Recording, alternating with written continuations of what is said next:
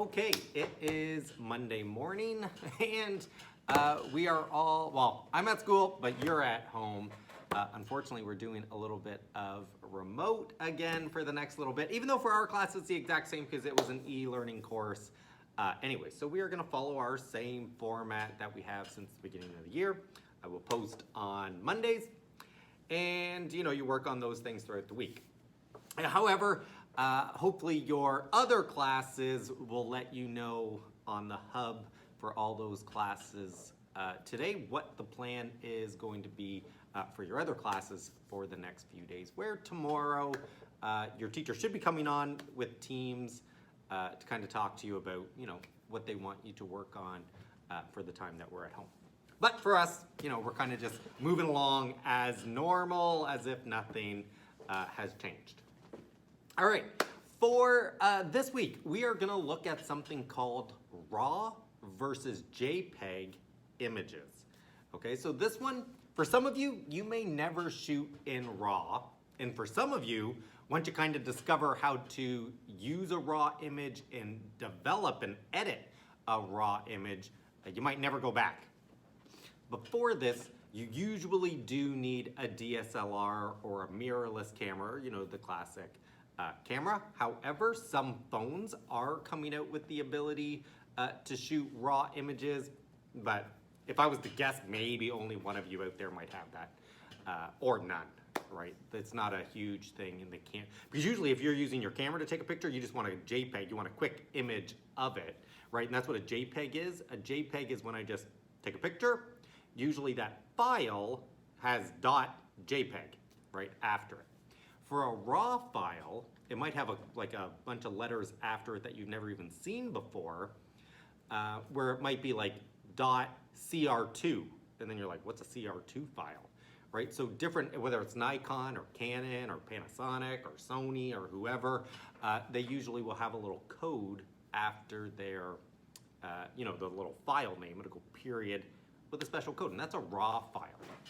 Now, here's what's different about a RAW file from a JPEG. If I take a picture, and I'm gonna say myself right now, I can tell I'm a little bit underexposed, right? I'm a little bit dark in this because I'm kind of exposing for this background so that it's not all blown out. If I was to screenshot this, it would take a JPEG. It would freeze this image, and then that's my picture. That's a JPEG. But if I took a RAW file, so say I had this and I said capture in RAW, all the data that the sensor is capturing is stored, right? And think of it like a big thick file of everything that the sensor is figuring out right now. You get to keep that in a file, which if it's Canon is a CR2 file. And then when I put it into Photoshop, I get to move within that information and edit the picture I want it to look like. Like I'm saying for my jacket right now, right? I'm wearing a black t-shirt and a black jacket, but it pretty much just looks all the same. You can't really see any tone in it. If I was to put this into Photoshop and put in the RAW file, I'd be able to open up the shadows as if I was manipulating the sensor on this and actually changing it. Like if I touched my jacket, right? Now you can actually see the shadows and everything within it, but I completely blew out the background, which is why I didn't have this. But now you can see all the different tones in my jacket, where if I put this into Photoshop, when I'm editing a RAW file, I could just open up the shadows of the jacket without opening up and blowing out this entire background. Right? So that's what a RAW file does to you. And some people might think it's like, well, I do that with my phone. I do that with a JPEG image. I manipulate the shadows and I can change the exposure, but there's a difference. And this is when it comes to, and I'm gonna use a piece of paper as an example, right? The size of the file. So here's my JPEG. The amount of data that that picture has is razor thin. So when you are opening up the shadows or changing the exposure, there's no data for you to do that. So you're kind of just taking black and just making this color brighter. You're not actually changing the exposure of what the sensor would have read. Now, if I do that with a RAW file, right? No, let's take a whole binder. Here's my raw picture. I have all this information, all that sensor data inside of it. So I can go through and be like, ooh, let's change that shirt. And I'm gonna open up the exposure for the shirt. Now, this is also the difference of why some people like JPEGs over RAW files. RAW files are very big, right? They're way bigger. So if you were to start saving a bunch of RAW files, instantly you start needing to think about storage of space because they're huge files, right? That's almost like a whole other topic is the world of today in saving all this information, right? If I have a 50 megapixel camera, well, that's gonna be a big file. And if I'm taking that big file and making it a RAW file, now it's a really big file.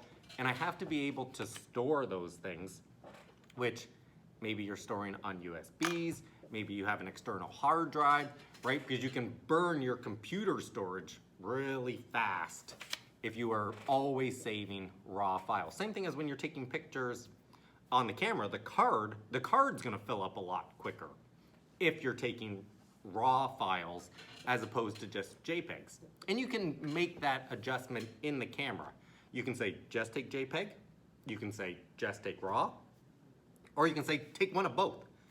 So when I look at the pictures, there'll be a JPEG file and a RAW file. And then I can decide, do I want it just the way I told the sensor to take the picture? Or do I want to manipulate the data that the sensor captured? All right, and I'm gonna say, you know, and I think I said it at the beginning of the year, when I'm taking pictures on my phone, right, those are more, I just want a quick memory, right? I'm looking to store that memory, and that I'm just using definitely as a JPEG, where, like these pictures on the background, if I'm taking a picture that I'm gonna wanna look back at, and I'm trying to make it more of an art piece, I'm gonna take a RAW file, and I'm going to make sure that I've opened up the shadows in certain parts, or emphasized, because the thing about a camera, unlike our eye, and I'm gonna use my jacket here as an example again, if I had students sitting in front of me looking at me, they would be able to see the shadows and everything in my jacket, right? Our eyes, it's called dynamic range. Our eyes can see dynamic range. It's not like we get overexposed for backgrounds and can't see shadows when we look at things. But when we have, you know, the sensor in our cameras, in our phones, it's dynamic range is what it's called, has to expose for certain things, where we don't do that. Where a RAW file kind of lets you move in and out of exposing for different things within a picture. Now, that's gonna be your goal for this week. So this week when you're gonna read through the content on RAW versus JPEGs, and I'm gonna say for most of you, you're probably only ever going to use JPEGs. When you snap a picture, you're gonna rely on the sensor and the camera to capture a well-exposed dynamic image, and that's the image you're gonna use. For some of you though, that have maybe access to Photoshop at school, or maybe you have Photoshop at home, or maybe you wanna get into, maybe you want a career in marketing or digital photography, you want to practice actually editing, not a JPEG. You want to edit a RAW file. So if you have a DSLR camera or a mirrorless camera, go in the settings, and when you do the reading, you'll see the little picture of it. You're gonna make sure RAW is highlighted, because it might be not highlighted, so you're not ever capturing a RAW image. You're gonna open that file up in Photoshop, and you're gonna try to edit it. And that's what this week is gonna be. It's a little bit of experimentation, which is nice because you probably have other classes that you might have to hand stuff in this week. So there's not gonna be something that you need to submit this week. It is simply you to, if you have a DSLR camera, to try and capture a raw image and edit it in Photoshop. If that is a complicated task, because I'm gonna say it's not an easy task, right? Because this might be the first time you've ever clicked on the RAW file. I just want you, on the Course Hub page, there's the reading, but then there's also 2 videos. If you don't have a DSLR camera, if you don't have access to retrieving a RAW file, Don't worry about that, just watch the videos. Because I'm gonna say, you know, this is entry level photography. This is grade 9 photography. We got lots of time to progress, where this is mostly the introduction. That raw files exist, rather than having you do lots of different things with the raw files, which would come in the later grades. This is more of just the fact that they exist. There are files, like a JPEG, just to recap, that I took a picture, but very little data in the picture for you to manipulate. And a way to think of it is like blue. If I wanted to change the blue, I would be changing the saturation of the blue with this. Where with a raw file, lots of data, I am changing the way the sensor perceived the blue. And you always end up with a good quality image, where this one, if you try to edit too much to it, it kind of looks a little wonky, looks a little, you know, weird in the sense that that blue doesn't seem right. It's because I captured the blue and then I tried to alter the blue that I had, rather than changing what the sensor perceived as the blue. It's kind of a cool idea. I can see on the slide behind me, one of the fun things, and that's one of the matrix, I took my teaching staff and turned them into superheroes. And I took their faces and then found all kinds of fun ways, and I might throw some of those up, which is a fun thing. So when we get to a little later in the course, you might want to turn yourself into Iron Man, or turn yourself into, I don't know, oh, you'll be able to see the screen. All the different superheroes. I'll show a bunch of those on the screen. Right now is kind of a fun activity, which once again, I definitely wanted to use that raw image because I wanted to make sure I could change all the lighting on all the different teachers' faces and change the way the hue matched the superhero character, right? And that's what you could do with a raw image, is when you start getting into that fine-tuned photo manipulation and trying to make a composite picture where I'm taking two things and put them together, you want to make sure you can make the lighting of the one exactly like the lighting in the other one. Okay, so quick recap. This week we're looking at JPEG versus RAW. Nothing you need to submit. I just want you to do the reading. Watch the two videos below. And for photography, because I've got a couple emails where it's like, I finished a little bit early, what should I do for the rest of the week? The answer is always practice. Right? That's photography heavily is, we can take all this information, which is good, but photography is the best thing for you to do is get out and actually take pictures, right? That's the best thing. So if you finish early, or especially this week, I'm gonna recommend going for a hike. And once again, last week was color. Maybe you're looking for color and you're putting those elements and principles into design, and you're taking 5 minutes to capture one image. You're really looking around the scene for leading lines or balance or symmetry or radial symmetry within an image. And that's what is going to get you better and better at your photography skills. Is reading this is good, right? Gives you a good foundation, but getting out and practicing, actually doing it, figuring out that exposure, figuring out lighting, figuring out how, instead of getting an area full of shadows and it just looks like I'm wearing all black, how can I get it so that I can see the t-shirt and the jacket, right? And that's where lighting heavily comes in. So for this week, you're reading over the JPEG versus RAW.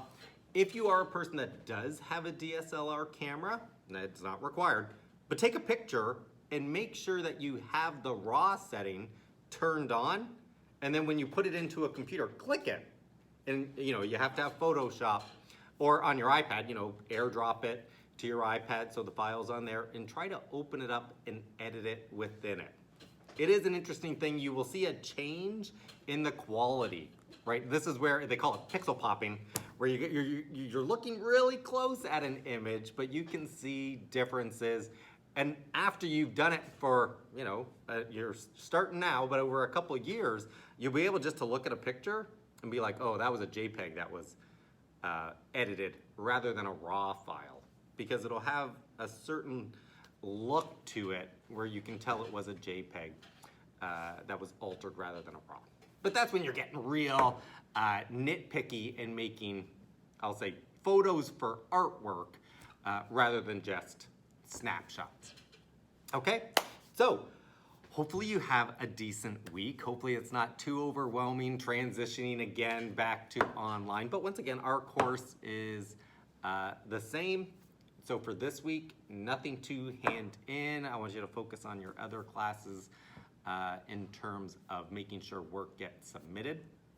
Now, as I do say that, if you haven't handed in, though, one of our past assignments, obviously, yes, you are getting those ones done and handing in those assignments, because this is the last week before your midterms get sent out. So by Friday, any work that we need included in your midterm mark needs to be submitted by Friday. Okay, I'm gonna let that one sink in for a second. And I'm gonna say that's probably pretty much for all of your classes in terms of getting that work on your midterm report card. Okay, so for us, and I'm gonna check something right now.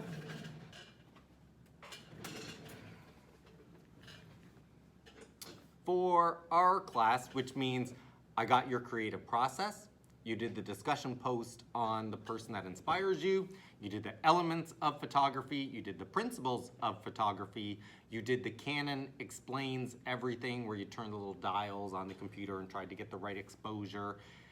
You did your alphabet name.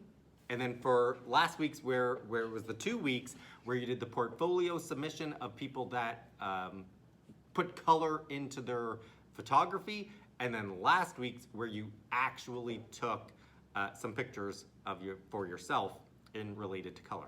All of those things should be submitted by the end of this week because that's what's gonna make up your midterm mark, okay? I might put a little list on the screen where you can like check, check, check, check, check. Actually, I'll put the list on the hub as well so that you can go over it. All right, so this week, end of Friday, I need all that past work completed and submitted because next weekend I'll be doing your midterm report cards because they get submitted early next week. Okay, so use the week, practice your raw photography skills, and if you're someone who has finished it, I want you to go out and actually practice taking pictures. Go back over the old curriculum and go for a hike and take pictures because that's the best way to get better is practice, practice, practice. All right. Hopefully you have a decent week. Hopefully, well, who knows how long this is going to be. Maybe it's not going to be all week, but it definitely is today and probably tomorrow as well. All right. Have a good week, guys. See ya.